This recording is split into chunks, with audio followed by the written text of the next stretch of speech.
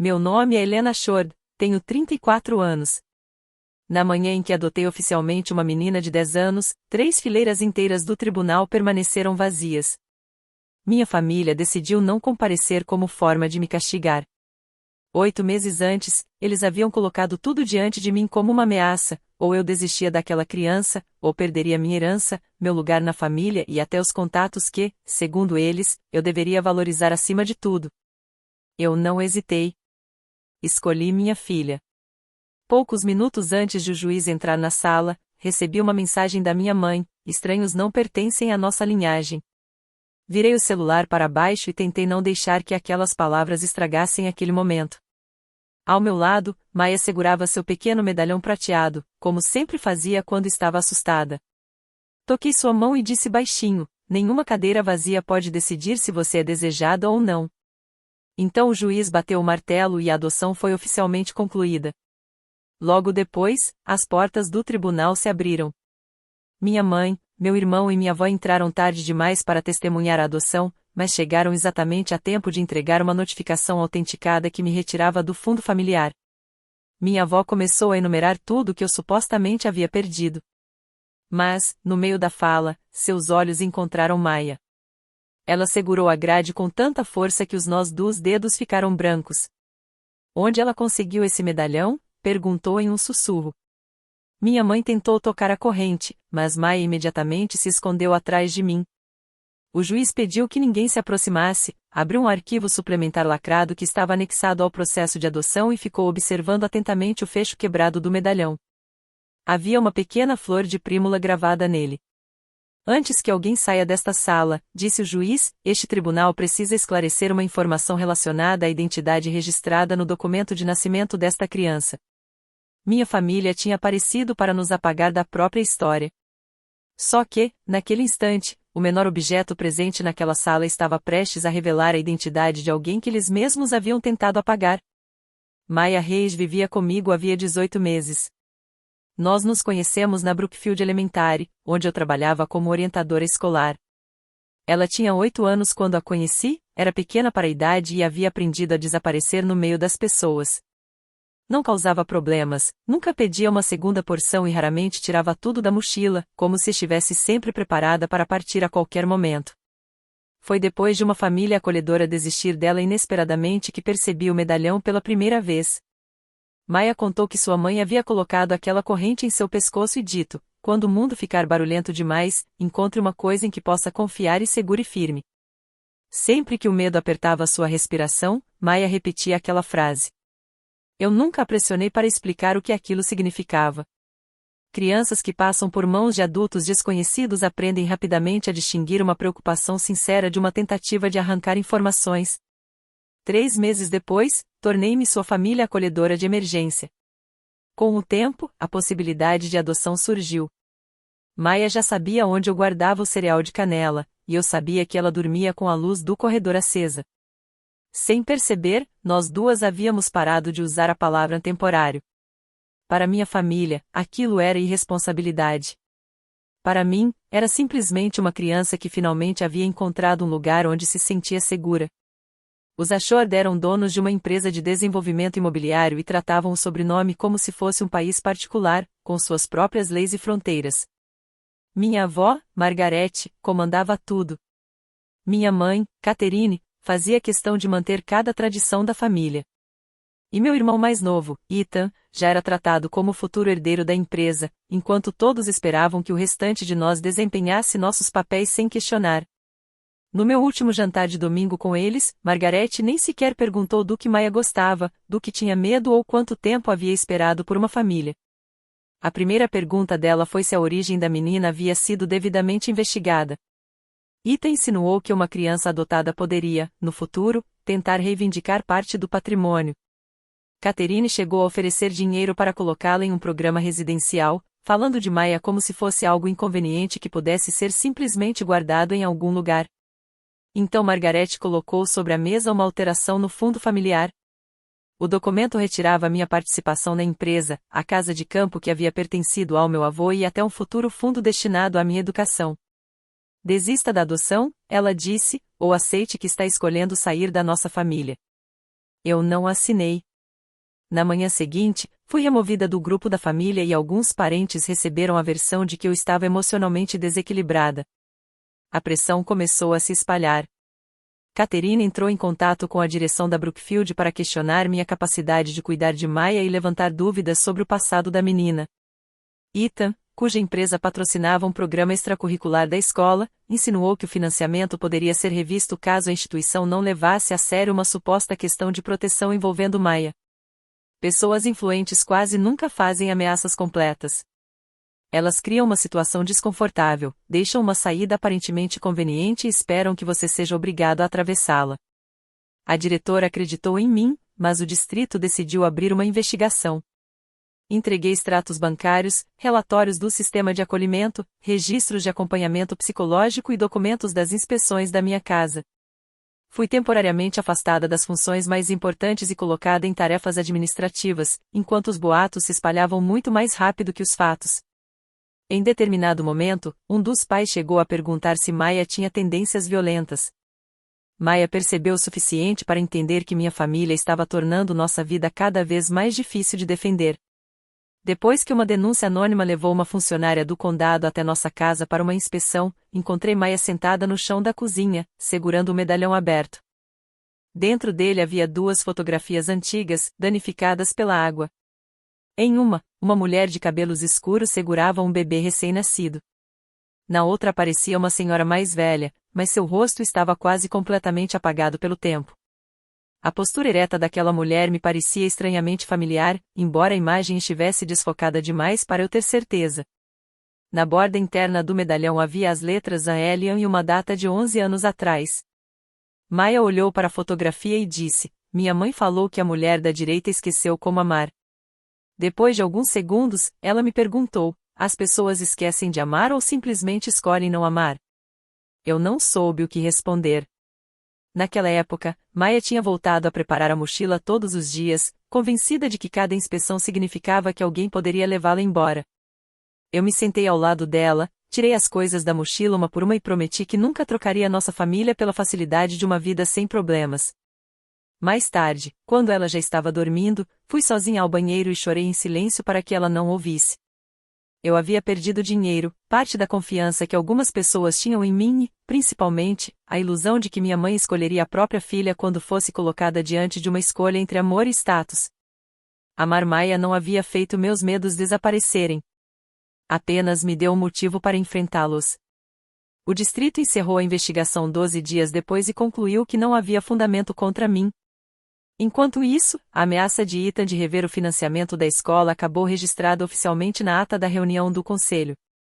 3 dias antes da audiência de adoção, Catherine deixou um recado de voz dizendo que Margaret queria fazer uma última separação organizada.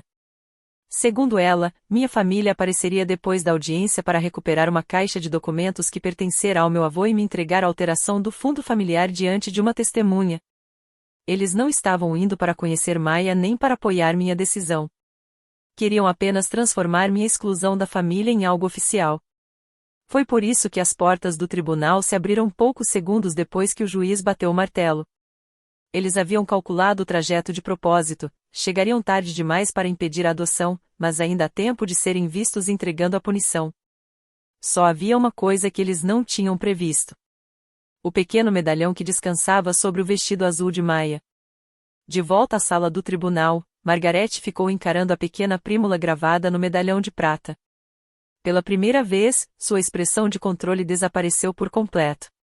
Por alguns segundos, ela não parecia mais a mulher que comandava a família Ashore, mas apenas uma senhora perdida diante de uma lembrança que jamais esperava reencontrar. "Foi feito em Florença", ela murmurou. "Existem apenas 2 iguais." Catherine imediatamente estendeu a mão na direção de Maya. "Pode ser uma réplica." Eu me coloquei entre as 2. "Não toque na minha filha." O juiz perguntou a Maya se ela se sentia segura mostrando o medalhão a ele. Ela só concordou depois que sua representante legal se aproximou e ficou ao seu lado. Maya não tirou a corrente do pescoço. Em vez disso, abriu cuidadosamente o pequeno estojo oval com a unha e o manteve estendido para que o juiz pudesse observar. Quando Margaret viu a fotografia desbotada dentro dele, soltou um som estranho, como se tivesse sido arrancado de um lugar muito profundo. Suas pernas cederam. Ethan conseguiu segurá-la pelo braço antes que ela batesse no banco. Laura, Margaret disse. Foi o primeiro nome que ouvi alguém daquela família pronunciar com medo, e não com autoridade.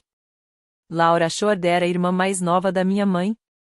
Pelo menos era assim que deveria ser descrita. Mas eu havia crescido sendo ensinada a nunca falar dela dessa maneira. Eu tinha 23 anos quando Laura desapareceu.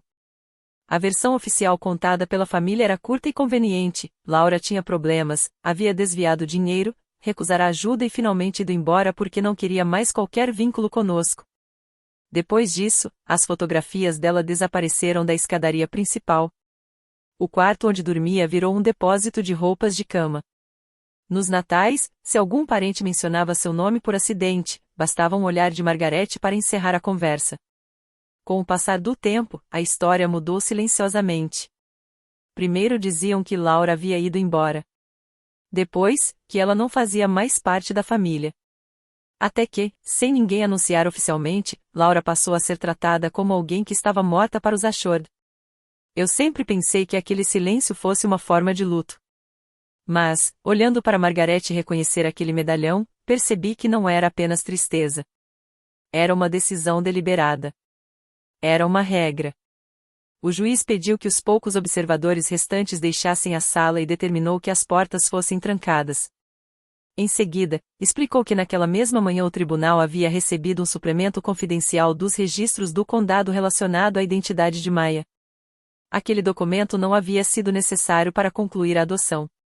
Os pais biológicos de Maya estavam oficialmente registrados como falecidos, e todas as buscas exigidas pela lei já haviam sido realizadas. Porém, havia uma observação específica no arquivo sobre um objeto de família encontrado com Maya quando ela entrou no sistema de acolhimento. O reconhecimento de Margaret levantava uma possível ligação familiar que o tribunal não poderia simplesmente ignorar.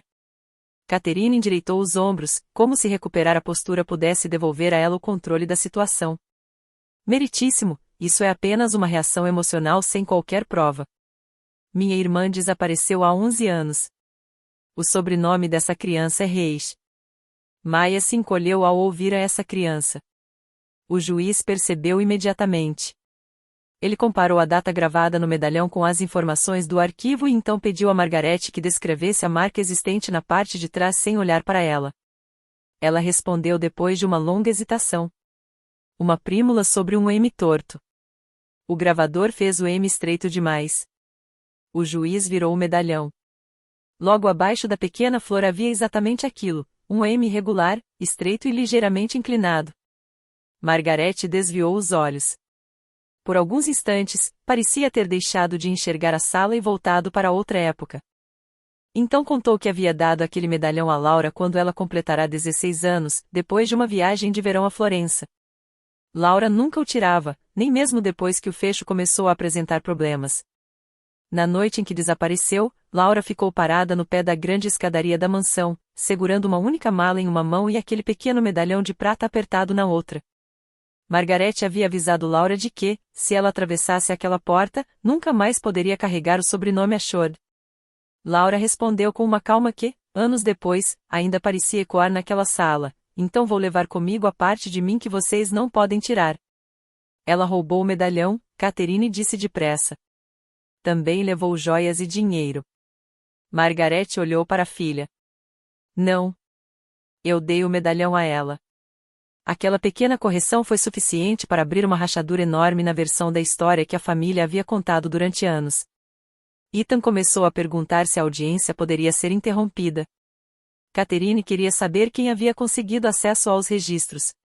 Mas nenhum dos dois perguntou como a mãe de Maya havia morrido. Nenhum quis saber se Maya se lembrava dela. Mesmo quando a verdade começava a destruir o muro que haviam construído, eles ainda tentavam protegê-lo. Então o juiz rompeu o lacre do documento. As folhas fizeram um leve ruído enquanto ele as examinava. Leu a primeira página em silêncio, conferiu o registro de nascimento oficial anexado ao processo e finalmente tirou os óculos. Senhora Margaret Ashford, disse ele. A mulher identificada como mãe biológica de Maya é Laura Elise Ashford, posteriormente registrada como Laura Reis. Ele fez uma pausa. Laura era sua filha desaparecida. O rosto de Margarete perdeu completamente a cor. Catherine apertou a borda da mesa. Ethan simplesmente ficou em silêncio. Maya não olhou para nenhum deles. Seus olhos permaneceram em mim. Isso significa que eles podem me levar embora? Eu me ajoelhei diante dela e segurei suas mãos. Não. O juiz já tomou a decisão. Você é minha filha. Atrás de nós, Margarete murmurou. Ela voltou para casa. Eu me virei para ela. Não. A filha de Laura sobreviveu. Isso é completamente diferente de Laura ter voltado. O juiz nos conduziu para uma sala reservada enquanto Maya permaneceu na sala ao lado com sua representante. Sentaram-se à mesa o juiz, a assistente social, meu advogado e os 3 familiares que haviam escolhido faltar à adoção. Margarete passou décadas intimidando pessoas a partir das enormes mesas impecavelmente preparadas para reuniões da família. Mas ali não havia lugar de honra, brasão ou símbolo dos Ashord. Era apenas uma mesa simples, e pela primeira vez ninguém parecia estar acima dos outros. O conteúdo do processo revelou uma história muito diferente daquela que eu havia ouvido durante toda a vida. Laura saiu de casa depois de contar a Margarete que estava grávida. O pai do bebê, Daniel Reis, trabalhava como cozinheiro e não tinha o sobrenome ou a posição social que os Ashord consideravam aceitáveis.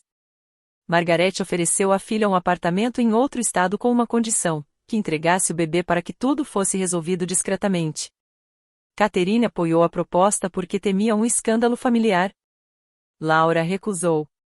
Ela deixou a casa carregando apenas uma mala, o medalhão e menos de $400. Daniel morreu em um acidente antes do nascimento de Maya. Nos 9 anos seguintes, Laura passou por quartos alugados e empregos temporários, tentando criar a filha enquanto lutava para sobreviver. Os registros não mostravam prisões, furtos ou dependência química. Nenhuma das acusações que minha família usava para explicar seu desaparecimento aparecia em qualquer documento oficial.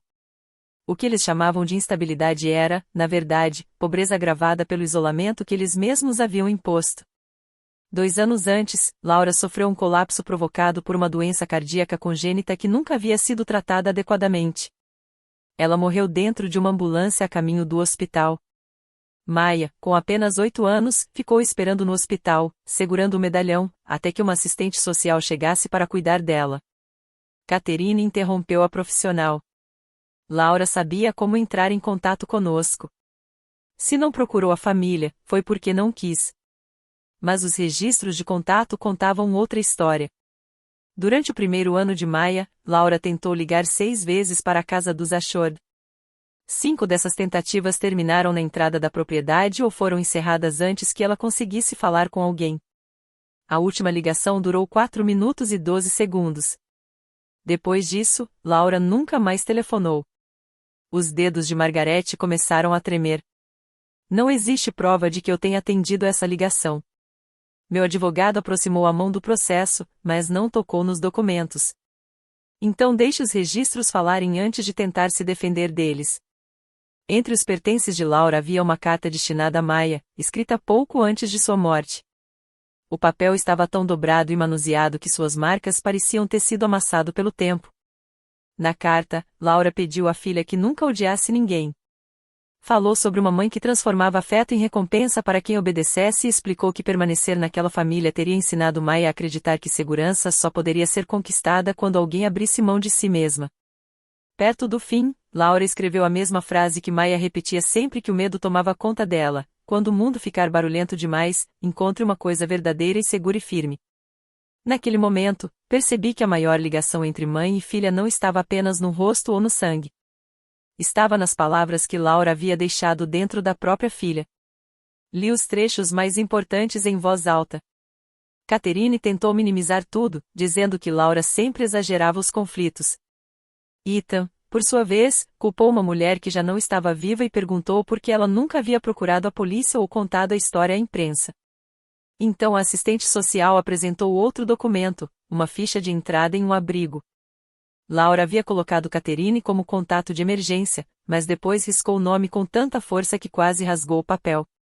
Ao lado, escreveu: minha família protege a própria reputação de mim. Eles não me protegem. Aquela frase finalmente destruiu a expressão controlada de Catherine. Ela cobriu a boca com a mão, mas, mesmo naquele momento, sua primeira preocupação foi saber se o conteúdo do processo se tornaria público. Foi ali que percebi algo difícil de aceitar. Minha mãe finalmente começava a compreender que sua irmã havia morrido sem receber o pedido de desculpas que merecia. Mas, mesmo diante daquela descoberta, Catherine ainda pensava primeiro em como evitar um escândalo. Essa diferença importava. Uma pessoa pode sentir arrependimento verdadeiro e, ainda assim, continuar agindo de maneira egoísta. Quando Maya voltou para a sala, Margaret estendeu a mão em sua direção. Você tem os olhos da Laura. Você pertence à nossa família. Maya imediatamente se escondeu atrás de mim. Poucos minutos antes, eles a haviam chamado de estranha. Agora, porque descobriram que ela tinha sangue Ashord, de repente ela se tornará importante. Catherine começou a falar sobre professores particulares, sobre a mansão da família e sobre a possibilidade de criar um fundo para Maya. Ethan chegou a sugerir que ela adotasse o sobrenome Ashord. A dor pela perda de Laura havia se transformado em desejo de posse tão rapidamente que até o juiz pareceu desconfortável. Ela não é um patrimônio para vocês recuperarem, eu disse. Margaret tentou reunir o pouco de autoridade que ainda lhe restava. Ela é minha neta. E eu também sou sua neta, respondi. A diferença é que você só precisou de documentos para lembrar disso depois que eu desobedeci às suas regras. O juiz confirmou que a adoção já estava legalmente concluída e permanecia válida. O parentesco biológico não anulava uma decisão judicial, especialmente porque nenhum daqueles familiares havia se identificado durante as buscas obrigatórias nem construído qualquer relação com Maya ao longo dos anos. Ele também deixou claro que minha família não deveria procurar Maya sem meu consentimento. Margaret pareceu ouvir apenas uma palavra: consentimento. Ela nunca havia aceitado que os limites de outra pessoa pudessem ser mais importantes do que aquilo que ela queria. Quando saímos do tribunal, Catherine me alcançou no corredor. Sua voz estava baixa, quase como se ainda estivéssemos discutindo um assunto particular da família. Você não pode impedir Laura de ter sua própria filha perto da família. Olhei para a notificação de deserdamento que ela ainda segurava nas mãos. Vocês fizeram isso durante 11 anos. Naquela noite, Maya ficou sentada à mesa da cozinha enquanto eu lia para ela a carta completa de Laura. Ela chorou em silêncio, deixando as lágrimas caírem sem dizer uma palavra. Depois de algum tempo, perguntou: Minha mãe era uma pessoa ruim? Eu segurei sua mão e respondi que os documentos mostravam outra coisa. Mostravam uma jovem assustada, orgulhosa, cansada e determinada a proteger a filha com tudo o que tinha. Ela era humana, Maya. Não era má. Maya colocou a carta ao lado do medalhão aberto e ficou olhando para os dois por alguns segundos. Então disse baixinho: Eles fizeram minha mãe desaparecer enquanto ela ainda estava viva. Eu pensei que descobrir a verdade faria minha família se esconder de vergonha. Mas aconteceu exatamente o contrário. A verdade mostrou, pela primeira vez, o que eles realmente acreditavam ter direito de recuperar, não apenas o passado de Laura, mas a filha que nunca tinham considerado parte da família até descobrirem que ela carregava o sangue Ashord. 4 dias depois, um oficial de justiça me encontrou do lado de fora da Brookfield. Margaret e Catherine haviam entrado com um pedido de emergência para obter visitas como parentes, solicitar um teste de DNA e até questionar a validade da adoção. O advogado delas me acusou de esconder a origem familiar de Maya para controlar um suposto patrimônio dos Ashord. A ironia era evidente, eu só havia descoberto a verdade quando elas descobriram. Mas uma acusação absurda, quando colocada em uma petição oficial, ainda pode causar problemas sérios. Em poucas linhas, Maya deixou de ser tratada como uma criança e passou a ser descrita como alguém envolvida em uma disputa patrimonial. Minha advogada, Priya Shah, tentou me tranquilizar. Segundo ela, reverter a adoção seria extremamente improvável. A decisão já estava finalizada, e qualquer análise judicial deveria priorizar o bem-estar de Maya. Ainda assim, Margaret tinha dinheiro suficiente para transformar uma batalha praticamente impossível em meses de incerteza. O poder delas não está exatamente na lei, Priya explicou. Está na capacidade de tornar tudo tão cansativo que você desista de continuar lutando. Por uma noite, aquilo funcionou. Sentei no chão da lavanderia e imaginei Maia vivendo novamente em uma casa onde Laura havia aprendido, da pior maneira, que o amor podia ser condicionado à obediência. Eu havia enfrentado inspeções, comentários maldosos e ameaças porque sempre conseguia me concentrar no próximo problema. Mas aquele medo era diferente. Não havia uma tarefa que pudesse resolver. Eu podia fazer tudo corretamente, ainda assim, talvez não conseguisse proteger a menina que havia confiado em mim. Foi quando ouvi Maia parada na porta. A mochila estava fechada e encostada em sua perna. Se eu for embora antes que eles me obriguem, ela perguntou, você vai ter menos problemas? Meu coração apertou. Puxei Maia para os meus braços e respondi com sinceridade, mas sem colocar sobre ela o peso daquela batalha. Haverá outra audiência. Os adultos vão discutir. Mas nada disso é responsabilidade sua. Você não precisa tornar as coisas mais fáceis para ninguém. Meu trabalho é ficar ao seu lado. Na manhã seguinte, criamos uma nova regra. A mochila poderia continuar cheia de livros da biblioteca, lanches e roupas para dormir na casa de uma amiga. Mas ela não ficaria mais esperando junto à porta. Nós duas a colocamos no gancho. Priya também mudou nossa estratégia. Em vez de tentar surpreender a outra parte, ela montou uma linha do tempo detalhada. Durante 8 meses, os Ashord haviam recusado todas as oportunidades de conhecer Maia. Chamaram-na de estranha, de possível responsabilidade e até de ameaça à herança. A alteração do fundo familiar mostrava que o afastamento não tinha sido acidental. As atas da Brookfield também registravam que Ita havia usado o financiamento da empresa como instrumento de pressão. A urgência dele só surgiu depois que o medalhão revelou a ligação de sangue. Então o condado liberou outro elemento importante, o antigo telefone de Laura. Nele estava registrada sua última ligação para a família. Maia ainda era bebê e estava com febre. O aquecimento do lugar onde moravam havia parado de funcionar, e Laura pediu ajuda para passar apenas uma noite na casa dos Ashord. Catherine recusou. Depois, Margaret declarou friamente que Laura estava morta para a família. Ao fundo da gravação, um bebê chorava. Então a ligação terminou. Na segunda audiência, o advogado dos Ashord argumentou que minha família não deveria ser punida por ter recusado uma relação que, segundo ele, não compreendia na época. Ele propôs visitas supervisionadas que poderiam, futuramente, evoluir para uma possível mudança de Maia para a propriedade de Margaret. Margaret testemunhou que o vínculo de sangue criava uma responsabilidade que, segundo ela, nunca havia tido a oportunidade de exercer. Priya então começou a fazer perguntas simples. Em que série Maia estava? Qual matéria escolar mais a deixava insegura? O que costumava acontecer quando ela acordava depois de um pesadelo? Margaret não sabia responder a nenhuma delas. Ela conhecia o fabricante do medalhão, lembrava o peso que Laura tinha ao nascer e sabia exatamente o valor dos fundos pertencentes aos Ashord. Mas não conhecia a criança sentada diante dela. Catherine tentou responder usando informações retiradas do processo e chegou a chamar os pesadelos de Maia de simples a episódios comportamentais. Priya então fez uma última pergunta. Se o teste de DNA provar que não existe nenhuma ligação entre Maia e os Ashord, vocês ainda estariam aqui pedindo essa relação? O advogado dela se levantou imediatamente e apresentou uma objeção antes que qualquer uma das duas pudesse responder. Aquela objeção disse mais do que qualquer resposta poderia dizer. Eles não estavam buscando construir uma relação que, por acaso, também envolvia parentesco. Eles estavam buscando o parentesco e presumindo que, depois de descoberto o sangue, a relação simplesmente lhes pertenceria. O juiz perguntou o que havia mudado em Maia entre o período em que a família a rejeitou e o momento em que entrou com o pedido judicial. O advogado dos Ashord respondeu que agora a identidade dela era conhecida. O juiz o corrigiu imediatamente. A identidade dela sempre foi conhecida. O que mudou foi que a origem familiar dela passou a ser útil para vocês. Priya então apresentou a gravação da antiga ligação.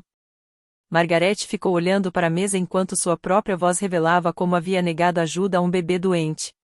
Catherine tentou contestar o uso do áudio, alegando que não havia autorização para aquela gravação. O juiz foi direto. Estamos tratando do bem-estar de uma criança, não de uma estratégia de relações públicas. Em seguida, Pri apresentou as mensagens de Ethan. Uma delas, enviada antes da adoção, dizia: "Deixe Helena descobrir o preço de escolher uma estranha." Outra, escrita depois que o medalhão revelou a ligação com Laura, dizia: "Precisamos garantir que a menina fique sob nosso controle antes que pessoas de fora descubram quem ela é." Garantir a menina. Não oferecer conforto a Maya. Não tentar conhecer a história de Laura. Não reparar o abandono. Garantir a menina. A decisão do tribunal foi clara. O pedido de visitas foi negado, os Ashore foram obrigados a pagar meus custos jurídicos e ficaram proibidos de entrar em contato diretamente com Maya durante 6 meses. Qualquer novo pedido de aproximação precisaria ser acompanhado de uma recomendação favorável de um psicólogo. A tentativa de Ethan de pressionar a escola também foi encaminhada ao Departamento de Ética do Distrito para investigação. Eu deveria ter saído daquele tribunal sentindo que havia vencido. Mas, do lado de fora, Margarete se aproximou bastante para que somente eu pudesse ouvi-la. "As pessoas vão acreditar que estávamos apenas sofrendo", ela sussurrou. "Vão achar que você se aproveitou de uma criança confusa para nos castigar." "Então conte a história inteira", respondi. Margarete ficou em silêncio. Naquele momento, entendi exatamente onde terminava a coragem dela. Ethan era noivo de Clary Beaumont, cuja família controlava a empresa que estava financiando o maior projeto da Ashore Development em 2 décadas. O contrato seria anunciado em uma grande festa da família, realizada na propriedade dos Ashore. No mesmo evento, eles pretendiam apresentar uma nova iniciativa voltada para famílias vulneráveis. Publicamente, os Ashore já haviam construído outra versão dos acontecimentos. Diziam que haviam acolhido Maya assim que descobriram sua existência e que eu, tomada pelo ressentimento, era a única responsável por impedir uma reconciliação.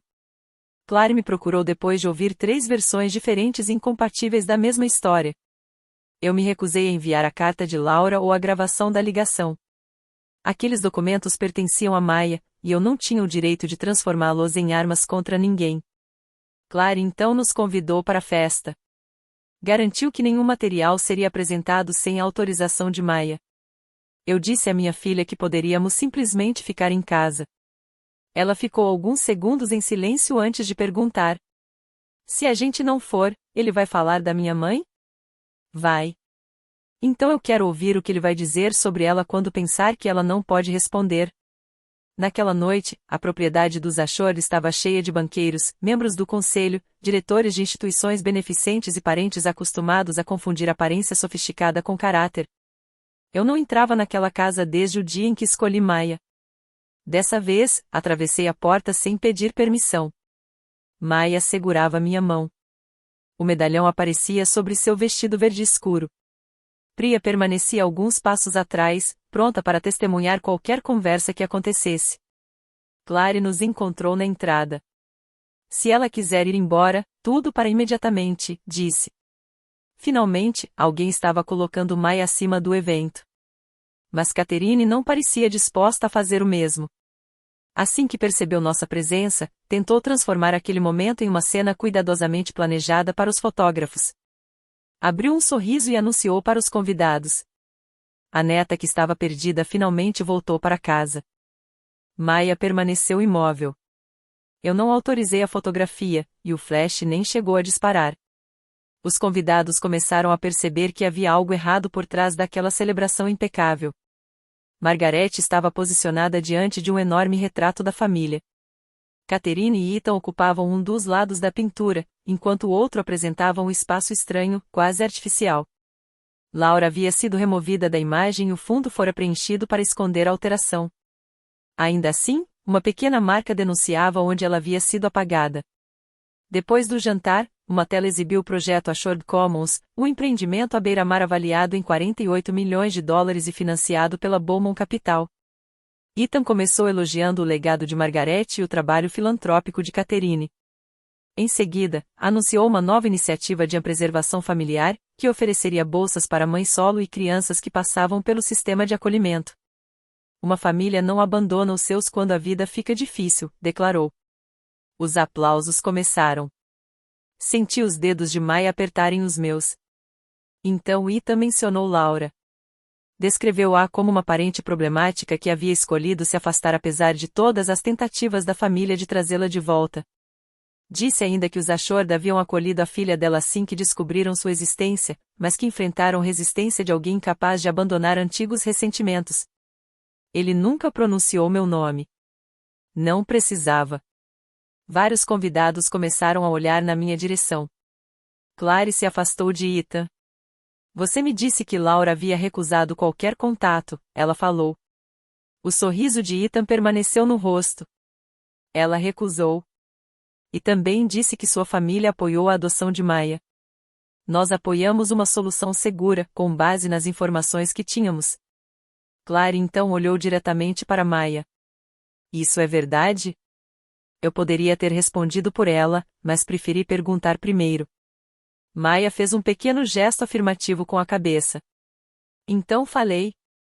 Eu cuidei de Maya durante 8 meses antes que qualquer um deles soubesse da ligação de sangue. Nesse período, eles a chamaram de estranha, ameaçaram minha carreira, boicotaram a audiência da adoção e apareceram depois que o juiz tomou a decisão apenas para formalizar minha exclusão da família. A compaixão dele só apareceu quando Margaret reconheceu o medalhão. Catherine se levantou imediatamente. Helena, este não é o momento nem o lugar para isso.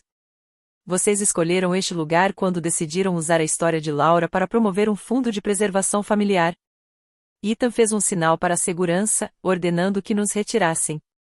Antes que alguém pudesse se aproximar, Eleanor Bowman, mãe de Clary, levantou uma das mãos. Os seguranças pararam. Ela havia passado 3 décadas avaliando empresários e fundadores que confundiam confiança com credibilidade. Agora fez a pergunta que Ethan vinha evitando. Vocês têm alguma prova de que realmente tentaram trazer Laura de volta para casa? Ethan olhou para Margaret. Margaret não respondeu. Seus olhos estavam presos ao retrato alterado na parede. Catherine tentou encerrar o assunto. Problemas particulares de uma família não deveriam ser transformados em espetáculo. Clary respondeu imediatamente. Então parem de usar esses problemas em discursos públicos. Tirei da bolsa o antigo telefone de Laura. O conteúdo havia sido liberado para Maya por sua representante legal, pois o aparelho fazia parte dos pertences pessoais deixados por sua mãe. Eu não apertei o botão para reproduzir a gravação. Em vez disso, entreguei o telefone a Maya. Isso pertence a você. Nada vai acontecer sem que você escolha. Maya olhou para o salão. Depois encarou o retrato onde sua mãe havia sido apagada. Por fim, voltou os olhos para Clary. Ele disse que eles tentaram ajudar. Clary apenas assentiu. Maya tocou na tela. A voz de Laura começou a ecoar pelo salão, baixa e frágil. Mãe, por favor. Não estou pedindo por mim. Estou pedindo por ela. Então veio a resposta de Margaret. Mais jovem, mas tão firme quanto nos dias atuais. Laura está morta para esta família há anos. Não volte a chamar esta casa. O choro do bebê que se ouvia ao fundo daquela frase era o de Maya. A gravação durou menos de 1 minuto, mas foi suficiente para destruir uma história que minha família havia sustentado durante anos. Nenhuma acusação teria conseguido fazer aquilo com tanta força. A voz de Margaret eliminou todos os lugares elegantes onde aquela mentira poderia continuar escondida. Maya permaneceu ao meu lado enquanto a versão bebê dela chorava pelos alto-falantes do salão. Percebi seus ombros ficarem tensos e perguntei se queria ir embora. Ela balançou a cabeça. Eu já sei o que aconteceu, sussurrou. Agora são eles que estão ouvindo. Aquela diferença mudou completamente o ambiente. Maya não estava sendo exposta. Pela primeira vez, os outros convidados perceberam que o verdadeiro espetáculo não era uma criança diante de uma sala cheia de adultos. Era uma família poderosa sendo obrigada a encarar uma parte do próprio passado que dinheiro algum poderia reescrever. As pessoas que antes nos tratavam como intrusos começaram a evitar o olhar de Margaret. O pai de Clary fechou lentamente a apresentação do projeto que estava sobre a mesa. Uma colunista local abaixou o celular sem tirar nenhuma fotografia, como se finalmente tivesse entendido que Maya não era notícia. A notícia era o que aquela família havia feito. Margaret se sentou devagar, como se suas pernas não conseguissem mais sustentá-la. Uma das amigas mais próximas de Catherine, que dirigia uma instituição voltada para crianças, afastou-se dela. 2 integrantes do conselho da fundação familiar pararam de cochichar e deixaram o salão. Os convidados alternavam o olhar entre o retrato adulterado e o medalhão de Maya. Aos poucos, entenderam que aquele espaço vazio na pintura não era um simples acidente. Era uma escolha. Era parte de um método. Ethan tentou recuperar o microfone. Uma gravação antiga, sem todo o contexto, não pode definir 11 anos de história. Clary respondeu antes que ele continuasse. Não. O que você fez depois de ouvir essa gravação é que define quem você é hoje. Ela retirou o anel de noivado e o colocou ao lado do discurso que Ethan havia preparado. A expressão dele mudou. Não foi apenas porque estava perdendo Clary. Foi quando percebeu que a mãe dela havia fechado a pasta da Beaumont Capital. Aquele reflexo dizia mais sobre Ethan do que qualquer discurso poderia dizer. Eleanor falou com absoluta calma. Nosso acordo possui uma cláusula de integridade. Vocês apresentaram essa história por escrito como parte da representação do projeto. A Beaumont Capital está suspendendo a parceria até que tudo seja investigado. O impacto foi imediato. Os 48 milhões de dólares que sustentavam o empreendimento ficaram suspensos no meio daquele silêncio. Credores começaram a recalcular os riscos. Membros dos conselhos trocavam olhares preocupados. Doadores percebiam que seus nomes estavam associados a uma história que agora começava a desmoronar. Ethan tentou me culpar. Você está sabotando nossa empresa. Priya respondeu antes que eu precisasse dizer qualquer coisa. Foi você quem transformou essa versão da história familiar em uma declaração usada nos negócios. Helena apenas se recusou a permitir que a mentira continuasse sem ser contestada. Então Catherine se virou contra Margaret. Você disse que não existia nenhuma gravação. Margaret ergueu os olhos lentamente. E você disse que Laura voltaria quando ficasse sem dinheiro. Naquele instante, a aliança entre as duas começou a ruir. Catherine culpou Margaret pela ligação. Margaret acusou Catherine de ter controlado quem entrava na propriedade.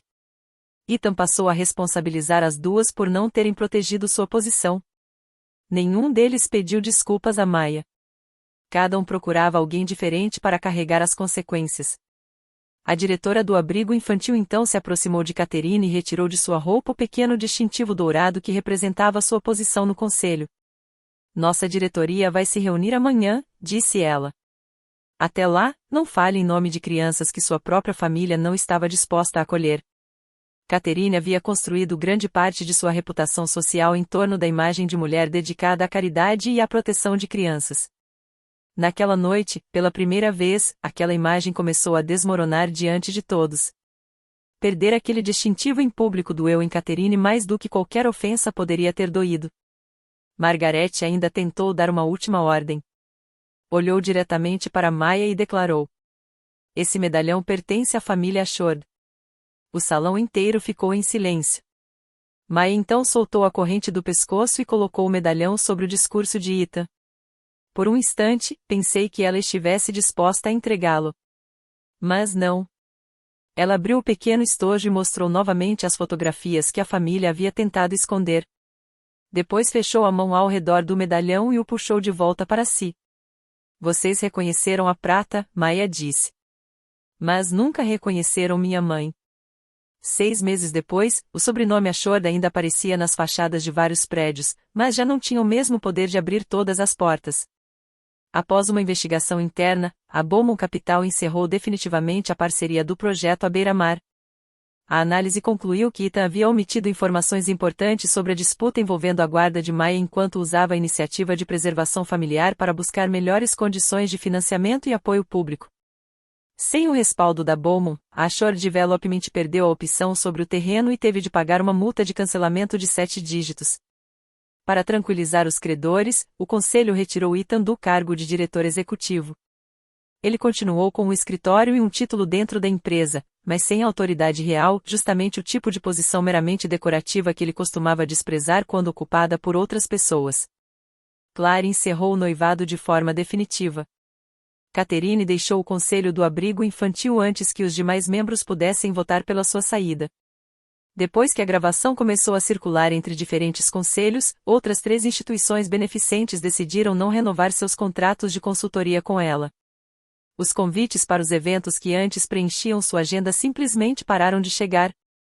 Ela tentou publicar uma declaração dizendo que a dor particular de uma família estava sendo usada de maneira injusta. Mas a diretora do abrigo respondeu com um único fato, impossível de suavizar. Quando uma mãe apareceu com um bebê febril pedindo apenas uma noite em um lugar aquecido, os Ashford fecharam o portão. Margaret acabou experimentando o mesmo tipo de punição que havia imposto a tantas outras pessoas durante anos. Silêncio. Amigos que antes repetiam sua versão sobre Laura começaram a lembrar detalhes que haviam convenientemente ignorado. Parentes começaram a perguntar por que ninguém havia registrado oficialmente o desaparecimento de Laura e por que ela havia sido removida do retrato da família. Margaret parou de organizar os tradicionais jantares de domingo. Os funcionários continuavam cuidando da enorme mesa, polindo cada detalhe como sempre fizeram. Mas ninguém mais disputava uma cadeira próxima dela.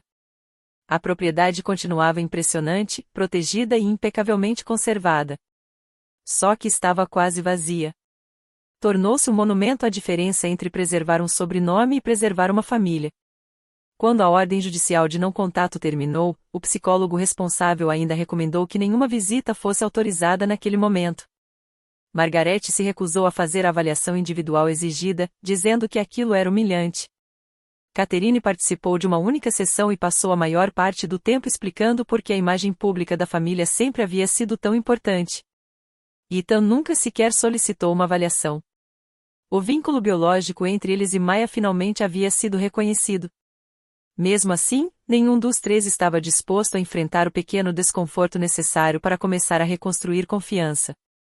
Essa foi, talvez, a resposta mais clara que poderiam ter nos dado. Maya e eu também não acordamos no dia seguinte sem medo. A recuperação foi muito mais silenciosa do que a vingança e, principalmente, muito menos linear.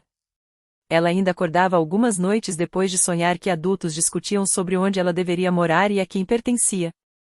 Eu ainda verificava a caixa de correio com o coração acelerado, esperando alguma nova carta ou ameaça. Mas havia uma diferença importante. A mochila de Maya continuava pendurada no gancho.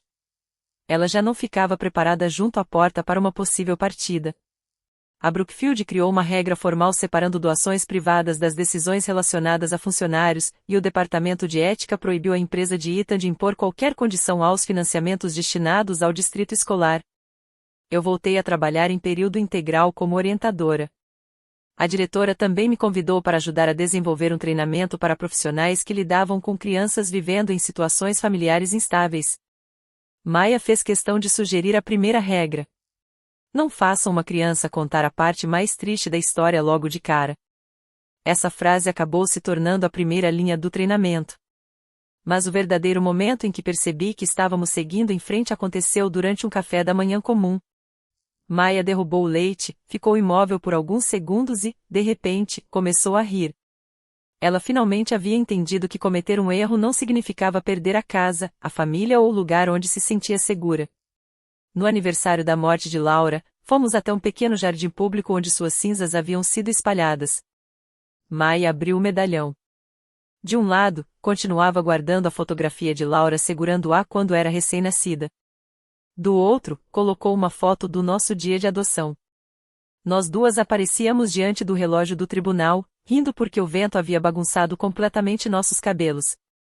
Ela não jogou fora a fotografia desbotada de Margaret. Guardou-a junto com a carta de Laura. Não como um convite para voltar ao passado, mas como uma lembrança de que era possível conhecer a própria história sem permitir que ela controlasse o futuro. Durante muito tempo, pensei que vingança seria assistir minha família perder dinheiro, prestígio e a plateia que fazia sua crueldade parecer respeitável. Confesso que houve alguma satisfação em vê-los finalmente enfrentarem as consequências. Mas a verdadeira vitória foi muito mais simples. Maya deixou de apertar o medalhão por medo de que alguém viesse tirá-la de mim. Ela passou a segurá-lo quando queria se lembrar da mulher que, apesar de tudo, fez o possível para proteger aquilo que considerava verdadeiro. O sangue pode explicar onde uma história começou. Mas não pode decidir quem merece fazer parte do final. E talvez essa seja a pergunta que realmente importa: Quando alguém só reivindica você depois de descobrir que sua identidade tem valor, essa pessoa está buscando reconciliação ou apenas tentando assumir a posse daquilo que nunca valorizou. A história de Maia me ensinou que proteger a própria paz não é crueldade. Às vezes, estabelecer um limite simplesmente revela quem estava confortável enquanto você permanecia em silêncio. E um limite não se torna errado apenas porque incomoda alguém que estava acostumado a ultrapassá-lo.